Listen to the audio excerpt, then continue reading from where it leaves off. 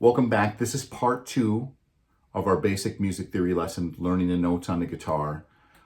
In the last lesson, in the last video, we talked about the natural notes. Those are notes without sharp and flat. So today we're going to talk about the sharps and flats. If you haven't watched it already, make sure that you watch the last video. I'm going to have it pop up over my head over here. At least I'm going to attempt to. I might be pointing at nothing right now. If that's the case and the video's on that side, then watch it there. But I'm going to try to get the video over on this side. I'm kind of new to this stuff, all right? So watch that first video. Make sure that you understand that before you watch this video, or this one will be more confusing.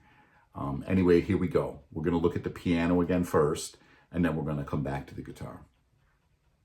Last video, we talked about the natural notes. So those are the notes without sharp and flat after the letter names. We're going to make a couple more points here real quick just to point something out too. And you can use this knowledge to dabble around on the keyboard if you want to, as well as the guitar. But the way the groupings of the black keys work out on the piano, to the left of every two black keys is a C note. So over here, where you can't really see my hand, is C1. Here's C2. Here's C3. To the left of the grouping of the three black keys, right? See, we've got 2, 3, 2, 3, and so on going up the keyboard. To the left of the grouping of three black keys, we've got F. So that makes it easy to say, you know, here to the left of the 2, there's C, D, E. To the left of the 3 is F, G, A, B. We're back to the note just to the left of the two black keys again, and that takes us back to C, right? I know I said that kind of fast, so go over that again if you need to, or you can just kind of skip over this section. Now we're going to get to the meat of what I wanted to cover today. So here's C, and here's D. So you'll notice that there's a black key between those two notes. Now the easiest way to remember this is to just think of sharp as higher than. Sharp means higher than. If you were to step on a nail sticking out of a piece of wood or something that's sharp, it's going to make you jump up in the air. So sharp is higher than, flat means lower than. So because this note is to the right of C and going that way up the keyboard is higher in pitch, this would be C sharp. Because that note is lower than D, to the left of D, we could also call that same note D flat. So it can have two different names. The fancy word for that is enharmonic note names, but we don't care about the fancy stuff. So higher than C, C sharp, lower than D, D flat. You could decide how you want to do it. You can call them sharps as you're going up, flats if you're going down. The actual way to do this and stick with strict music theory is to only have one of each letter name. That's what we're shooting for. So if I was in a key that had a C in it, it wouldn't have a C sharp. That would be a D flat, because there probably wouldn't be a D in there. Again, we don't have to get super precise with this, because we're just going to use this to figure out the notes on our guitar. So C, higher than C is C sharp. D, same note, lower than D is D flat. And here's D. And there's a black key between D and E.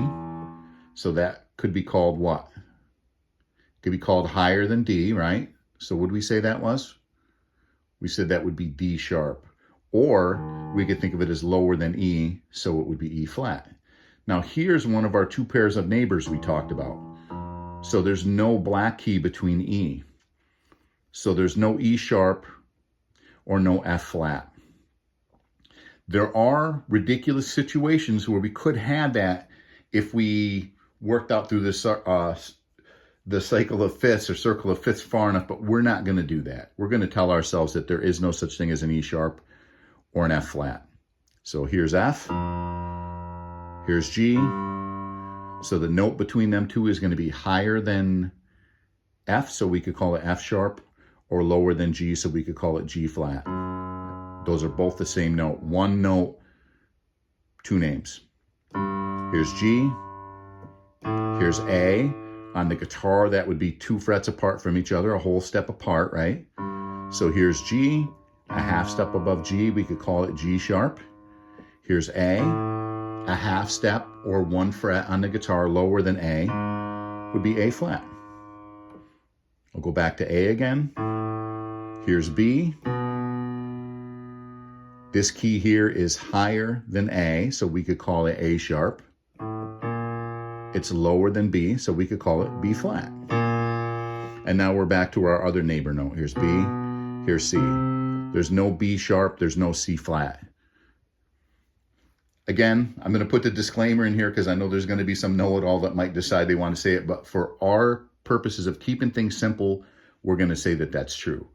If we went far enough out in the circle of fifths or the circle of fourths, we could call that something ridiculous, but we won't, and you'll probably never be in a situation where you would.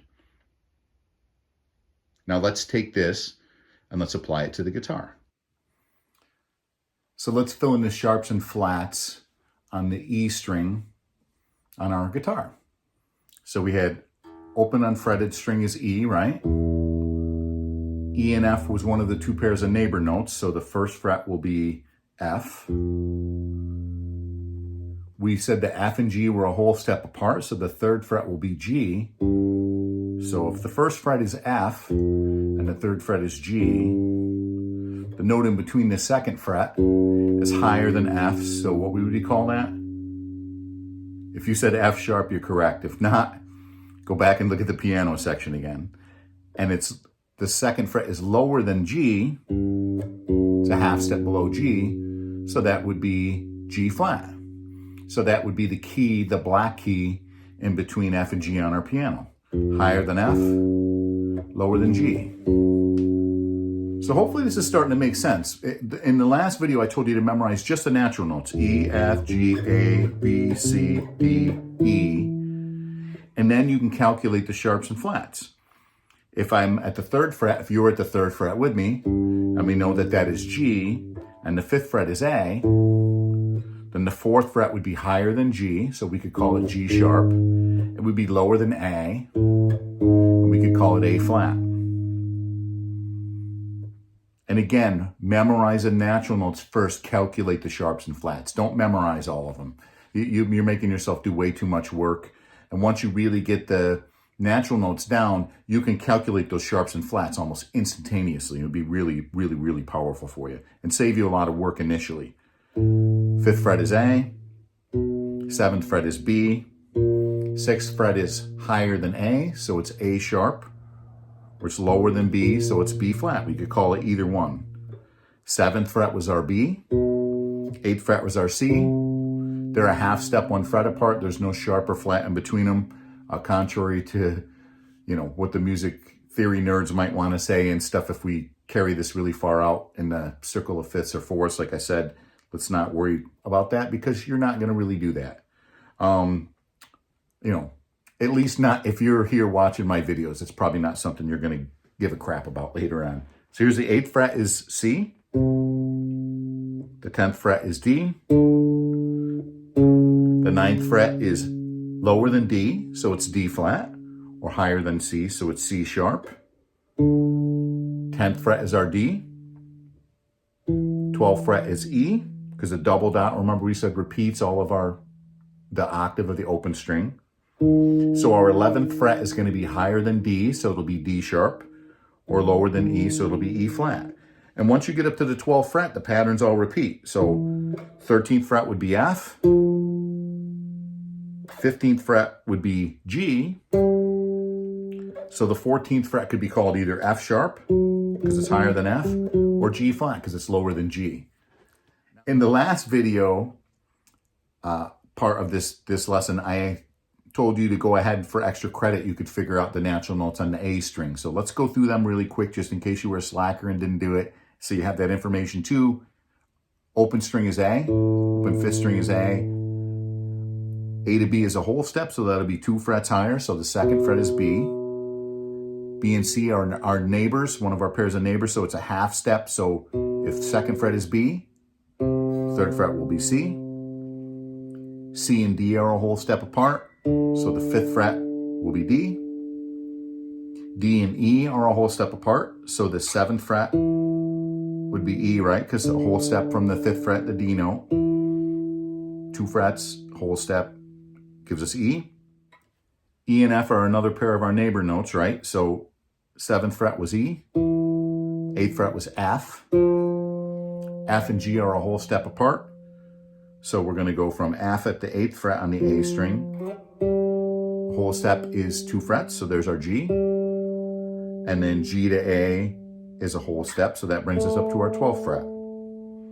And then again, the pattern continues. A whole step up from A is B, so 14th fret would be B. Half step above B is C, because they're one of our 2 neighbor pairs. And that'll take us to the 15th fret. But you can stop this at the 12th fret and kind of just work that and then, you know, figure it up above. And then, again, if you know these natural notes like the back of your hand, if you know that the 3rd fret is C, it's like the root of a C major chord, you may know here.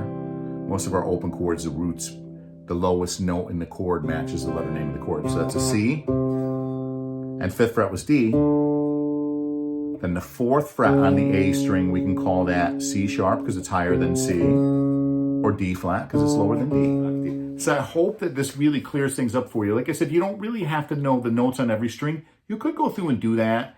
And I'll show you some octave patterns in a future video to help you figure it out. But the most important strings to know are the E and the A strings, the low E and the A strings. And the reason why is because we're going to play different bar chord shapes based on those strings. And you can know the letter name of any chord you're playing, whether it's a bar chord, major, minor, 7th, whatever, or power chords. And also when we're playing scales, we're going to line our scales up based on which note we want for whatever key we want on the low E string. So an example would be if I want an A minor pentatonic, I'll play this common pentatonic shape, which I'll show you in another video. At the 5th fret, if I want to play in G minor, I just play that shape at the 3rd fret. And to me, these shapes are really, the guitar is a shape-based instrument. So if you understand, if you learn a bunch of specific shapes, and then you learn the notes on the E and the A string, you can move things around really easily. And it doesn't take a lot of work to be able to understand what you're talking about. So I hope you found this helpful. If you liked it, please subscribe, man. Subscribe. I got more cool stuff coming. If there's anything that you would like to see me cover, leave me a comment or send me a message on here. And I'll be glad to do a lesson on that. Again, I really want to help you be able to fill in the holes in your playing if you've been playing for a while and don't really understand the fretboard. We're going to get into some cool lead stuff and things like that, and some intermediate and advanced techniques as we go along. But I feel like this is a foundational thing. It's super important. You got to have this. Have a great day, and thank you so much. I really appreciate your time and attention.